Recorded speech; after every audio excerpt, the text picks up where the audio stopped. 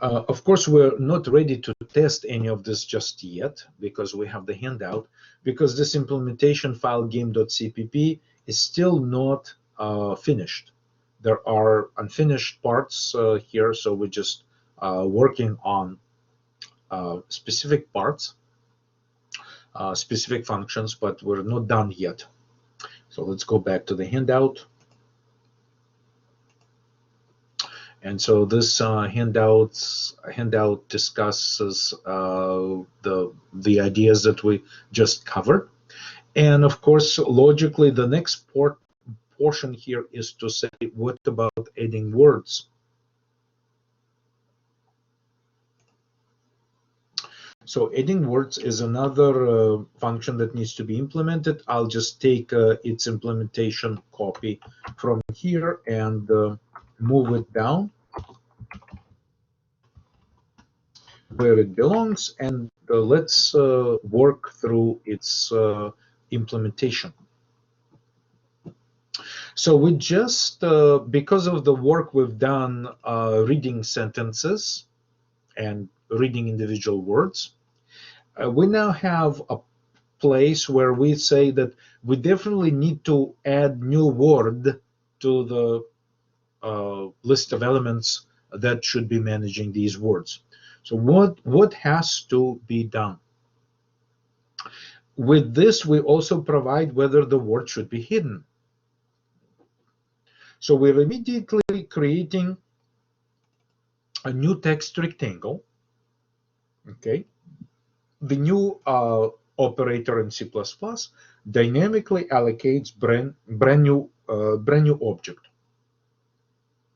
And we immediately, like once we create this text rectangle, we add it to the collection of the rectangle object references that we maintain inside our game class right here, right? So game class, if you recall, has a vector of references to text rectangle objects. And this is where we create text rectangle. Part of the add word.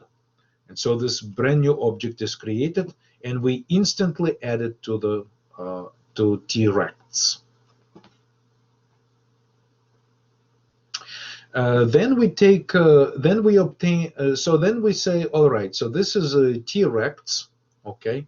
So we can actually, I mean, one possibility is that we now can say that at the back of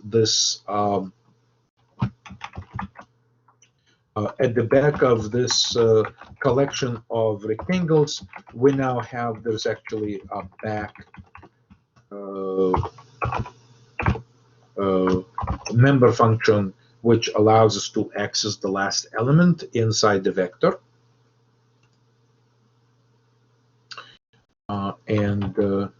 We obtain reference to that rectangle, and we say if it's hidden, if we're being asked to create this text rectangle to be hidden, we set its fill color to be white and say hide. So we've talked about these things available with the text rectangle when we worked on its concept. Otherwise, it's not hidden. So we go to the else part, and we say, okay, let's fill the box with the green color background and set the text to be shown in black. Yeah, and so then this rectangle gets the color with the fill color. Okay, so this is just the background, and this is the part where we attach each rectangle to the window. Again, this may be made less cryptic if I'm able to use T-rects back. Or we can simply use T-rect over here, doesn't matter. Right, so this can be simplified perhaps like this. I'm anxious to compile it and test it as soon as possible, but let's proceed forward with other the rest of the functions inside the game class to complete them, and hopefully we'll be able to test our code pretty soon.